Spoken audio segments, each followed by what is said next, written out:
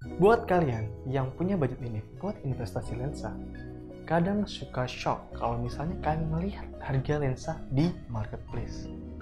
Dari kisaran 2 juta sampai puluhan juta rupiah. Wow. Tapi jangan khawatir.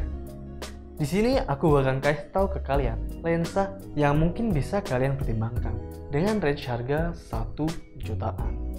Wow. Lensa apa itu? Mari kita simak lensanya berikut ini.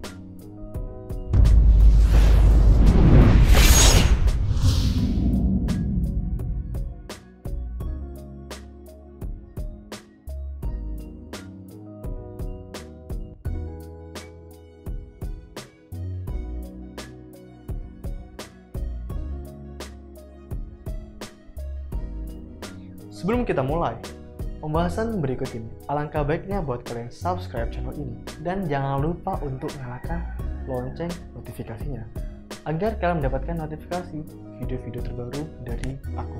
Meike 35mm f1.7 adalah lensa manual fix yang dikeluarkan oleh brand Meike. Lensa ini memiliki bukaan yang sangat lebar, yaitu f1.7. Lensa ini kompatibel dengan berbagai kamera mirrorless lainnya, antara lain Canon EF-M mount, Sony APS-C mount, Fujifilm X mount, dan MFT mount. Jadi ada 4 kamera yang bisa digunakan oleh lensa ini. Kalian bisa gunakan lensa ini tanpa menggunakan adapter. Jadi mounting pada lensa itu sudah pas dengan mounting kamera kalian, asalkan kalian nggak salah beli mounting yang disediakan. Jadi ada 4 lensa dengan mounting yang berbeda-beda. Jadi lensa untuk Canon ya Canon, lensa untuk Sony ya Sony, lensa untuk Fuji ya Fuji, dan lensa untuk MFT. Jadi gitu, jangan sampai kalian salah beli lensa tersebut. Perhatikan deskripsi dan penjelasan dari mounting lensa tersebut.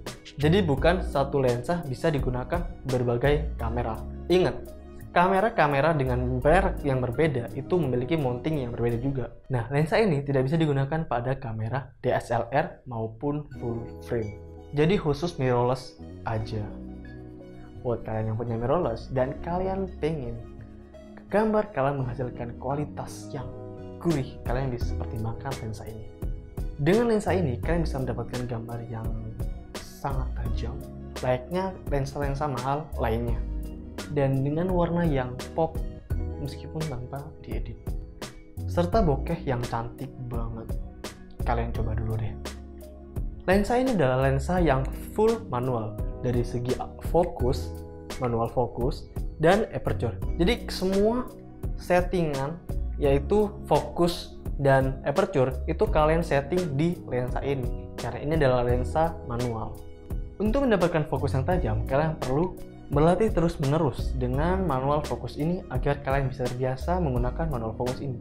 Nah, untuk memudahkan kalian untuk mendapatkan fokus yang akurat, kalian bisa menggunakan fitur yang ada pada kamera kalian masing-masing, yaitu dengan mengaktifkan manual focus picking yang nanti dapat membantu kalian untuk pemfokusan secara manual. Karena ini adalah lensa manual, jadi kalian tidak bisa mengaktifkan fitur autofocus dalam kamera kalian. Lensa ini memiliki build quality yang kokoh banget, dimana lensa ini dibaluti dengan besi keseluruhannya. Bahkan tutupnya aja ini besi loh. Karena itu yang menjadikan lensa ini terasa solid dan terlihat vintage. Karena lensa ini dibaluti dengan besi, pastinya lensa ini akan terasa sangat berat. Lensa ini memiliki diameter 49 mm, yang mana ukuran ini digunakan untuk kalian yang ingin menambahkan enhancement atau filter, entah UV filter atau ND filter. Nah, sekarang kita masuk ke pembahasan kelebihan dan kekurangan dari lensa ini. Yang pertama, kelebihannya, bokeh dan low light.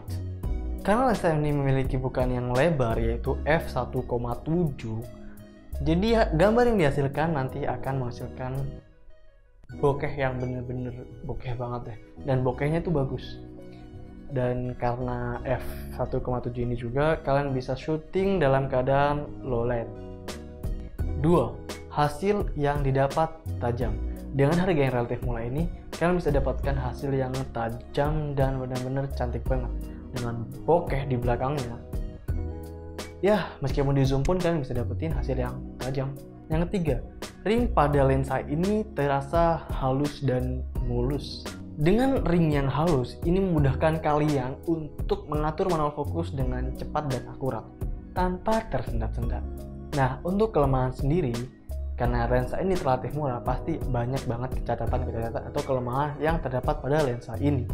Terus apa sih kelemahannya? Yang pertama, chromatic aberration. Karena harga yang ditawarkan relatif murah, jadi pada optik dan coating itu beda dengan lensa di atasnya, yang bisa menyebabkan chromatic aberration saat kita memotret pada kontras yang tinggi seperti putih dan hitam. Nah, nanti ada seperti kayak RGB dikit, tapi hal itu bisa diatasi dengan kalian mengecilkan aperture kalian atau menaikkan aperture kalian dari f1,7 ke f2,8 atau f4 atau bahkan f8. Yang kedua, adanya vignetting atau sisi gelap pada kamera kalian. Nah, masalah ini juga bisa diatasi seperti chromatic aberration sebelumnya dengan kalian menaikkan aperture pada lensa dan vignetting itu akan hilang.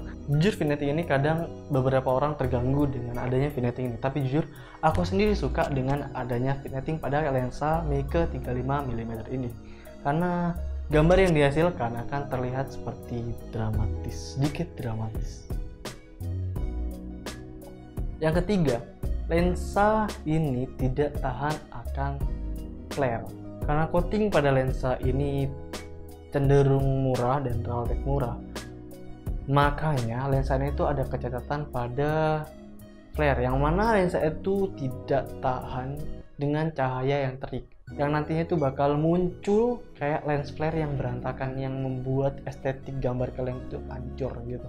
Tapi mungkin tuh lensa ini bisa diatasi dengan menggunakan lens zoom. Kalian coba aja, kalau misalnya bisa kalian bisa komen di bawah. Nah, sebelum aku tutup video ini, aku mau kasih hasil gambar yang udah aku hasilkan, hasil gambar yang udah aku pernah potret menggunakan lensa 35mm f1.7 ini. Mari kita lihat dulu gambar-gambarnya.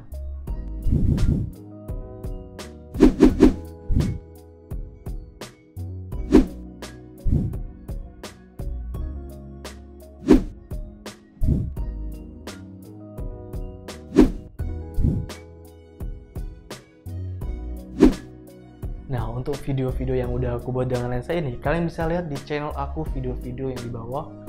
Mungkin beberapa aku menggunakan lensa 35mm, kalian coba lihat dulu. Atau kalian bisa kunjungi Instagram aku @rabani_.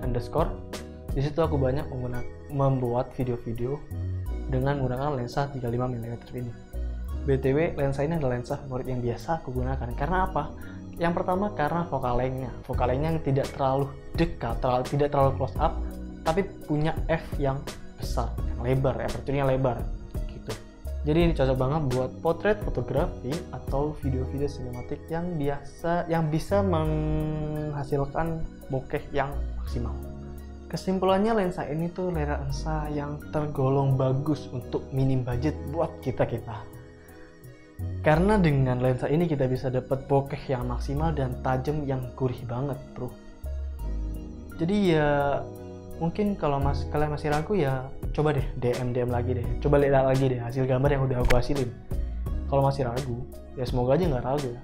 Ya aku harap kalian bisa mendapatkan jawaban dari yang kalian lakukan selama ini di video ini. Kalau kalian ada pertanyaan tentang lensa ini, kalian bisa komen di kolom komentar di bawah. Nah, kalau misalkan kalian juga suka dengan video ini, kalian bisa like. Dan jangan lupa untuk share ke teman-teman kalian yang masih bingung mencari lensa yang bagus tapi murah. Dan jangan lupa untuk subscribe channel ini agar channel ini dapat berkembang ke depannya. Dan maybe that's all from me. Let's say thank you.